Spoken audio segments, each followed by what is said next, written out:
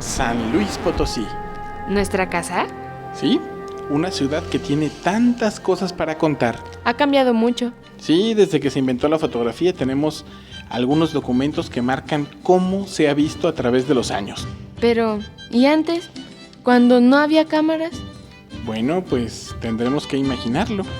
Vamos a un lugar relacionado con el comienzo de todo. ¿Fundadores? Fundadores no siempre fue así. A lo mejor solo estaba el San Luis Rey ahí parado.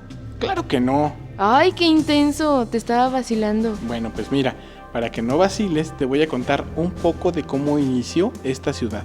Pues construyendo todos los edificios.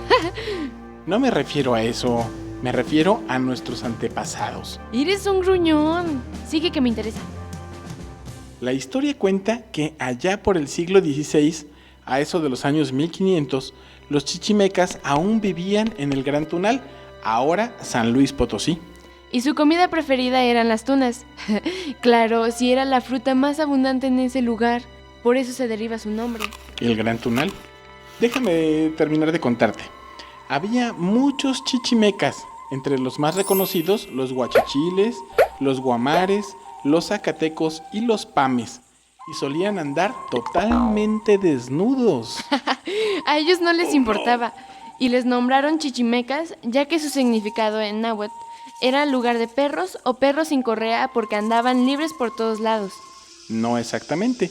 La palabra chichimeca tiene muchas vertientes, por lo cual no se ha definido cuál es el verdadero significado. Los aztecas nombraron así a todos los pueblos indígenas que vivían al norte y al este de México. O sea, a todos los que no eran ellos. Claro, los aztecas como buen imperio le daban un nombre a todos los que no eran ellos. Igualito que los romanos. Les llamaban bárbaros a los que no pertenecían al imperio. ¿Y quiénes eran los que traían un gorro rojo? Ah, ellos eran los guachichiles, cabezas rojas, a quienes nombraron así los aztecas por sus gorros colorados, que a ciencia cierta no se sabe si era el pelo pintado de rojo o realmente era un gorro. Según cuentan, los guachichiles tenían una gran destreza con el arco y la flecha. Imagínate, eran tan exigentes con su puntería que si apuntaban al ojo y daban en la ceja, era un mal tiro para ellos. Eran los más temidos de las tribus cercanas, ¿no? Sí, ellos creían que la carne contenía las cualidades del animal o de la persona. De hecho, no solo preferían la de la mula o caballo para tener la ligereza o la fuerza de estos animales, sino que muriendo algún miembro de la comunidad, alguien, no sé, valiente, fuerte, bueno para el arco o con buena fortuna, cualquiera que hubiese sido la causa de su muerte, comían de su carne para heredar sus dotes. ¡Órale, qué fuerte! Y también cuando celebraban sus rituales e iban a matar a alguien de sus enemigos, bailaban alrededor y lo hacían bailar, ¿no? Sí, a eso se les llamaban mitotes. Entonces de ahí viene andar de mitotero. Otro mitote que hacían, cuando salían a cazar o a la guerra, ponían una calavera de venado en el centro del círculo y bailaban alrededor en compañía de un canto, dicen los cronistas que desapacible y triste. Eso hasta que la calavera les indicara con un salto de rumbo por dónde les convenía salir de casa o a la guerra al día siguiente. ¿Calaveras que brincan?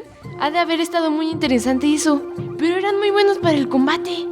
Eran sumamente ágiles. Se cuenta que eran tan buenos para pelear que una vez un indio era perseguido por 4 hombres a caballo. Eran españoles e iban armados. Bueno, pues el indio les quitó la lanza y eso que ya le habían clavado una a él. No importó, con todo y lanza les ganó. ¡No te pases! ¡Qué tipos! Oye, ¿por qué eran nómadas? ¿Les daba flojera hacer casas o qué? No se sabe nada de eso. Según esto, ellos creían que esa era la manera de evitar que el mal los persiguiera. Pues claro, si te persigue el mal, entonces te cambias de casa cada rato. ¿Por qué no lo pensamos antes? Pero entonces sí le temían a algo. Claro, el miedo es un sentimiento innato que constituye un mecanismo de supervivencia y de defensa. En ellos no fue la excepción, y más en su diestro y certero manejo del arco. Se cuenta que en una ocasión los vieron aventar una naranja al aire y dispararle con flechas. Cuando cayó la naranja, estaba hecha pedazos. Entonces eran salvajes. Si vivir en contacto con la naturaleza es ser salvaje, pues sí, se puede decir eso, aunque parece ser que no eran los únicos. Había en ese tiempo por todo el mundo. Los españoles los llamaron así porque no vivían de la manera en la que ellos lo hacían y porque no entendían muchas cosas de su cultura. Tampoco los gorros rojos entendían a los españoles. Pues no, ese fue el principal problema. Si eran tan difíciles de dominar, tan salvajes como dicen, ágiles y todas las cualidades que se les atribuyen como guerreros, ¿cómo fue que los españoles lograron conquistarlos?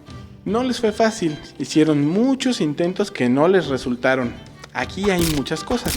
Los españoles estaban hartos de que no podían tomar plena posesión de sus nuevas tierras conquistadas, porque quien pasara por la Tangamanga, O sea, por San Luis. era atacado por ellos. Entonces, no podían llevar y traer cosas de las minas ni desde otros lugares. El tercer Santo Concilio Provincial ordenó su exterminio, pero el virrey Luis II de Velasco y Castilla opinó que eso sí era una salvajada. Entonces ordenó que se conquistaran por medio del ejemplo. Así se empezaron a traer indios de los que ya estaban conquistados para que cuando los guachichiles se asomaran vieran que era mejor vivir en paz como ellos a estar brincándole en el monte al que pasara. Miguel Caldera tuvo mucho que ver en eso. Ah, ¿quién era Miguel Caldera? ¿Es el llamado también Capitán Mestizo? Así es, lo nombran de esa manera por ser hijo de padre español y madre chichimeca. Él nació en Zacatecas y desde niño creció con todo este mitote. A los 20 años entró a la guerra, después tuvo muchos puestos en los que fue pacificador y soldado del rey. ¿Y por qué se le considera un héroe en San Luis Potosí? Él tuvo que ver mucho con la fundación de San Luis Potosí. Desempeñó un papel clave en el programa de pacificación de la región. Junto con Fray Diego de la Magdalena, facilitaron el asentamiento y colonización del territorio durante el gobierno del virrey Luis II de Velasco y Castilla. ¿Quién era Fray Diego de la Magdalena? Era un fraile español que al tener noticia de las depredaciones de los guachichiles, pidió licencia para ir a evangelizar esa zona. ¿Y el virrey del que hablaste? ¿Quién fue? Luis II de Velasco y Castilla. Él nació en España y era descendiente del rey Pedro I de Castilla. Cuando su padre Luis de Velasco es nombrado virrey de la Nueva España, se traslada con él a América. A la muerte de su padre, siguió en la Nueva España como regidor. Durante su régimen se realizó la conquista de los chichimecas. Bueno, ya estuvo bueno de tanto rodeo. Ahora sí dime, ¿qué tiene que ver en todo esto la Plaza de los Fundadores?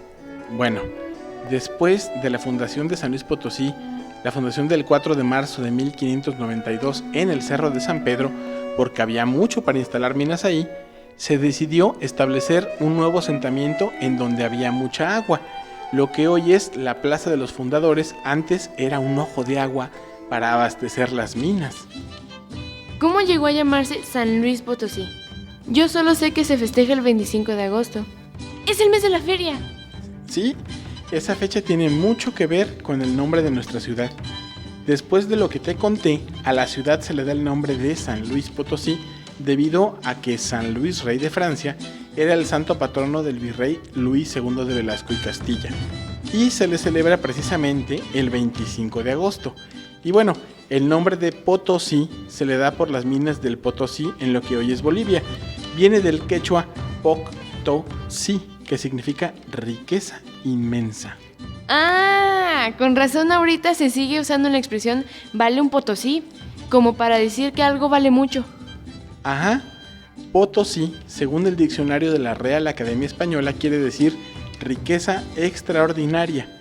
La fundación oficial de San Luis Potosí queda formalmente instituida el 3 de noviembre de 1592.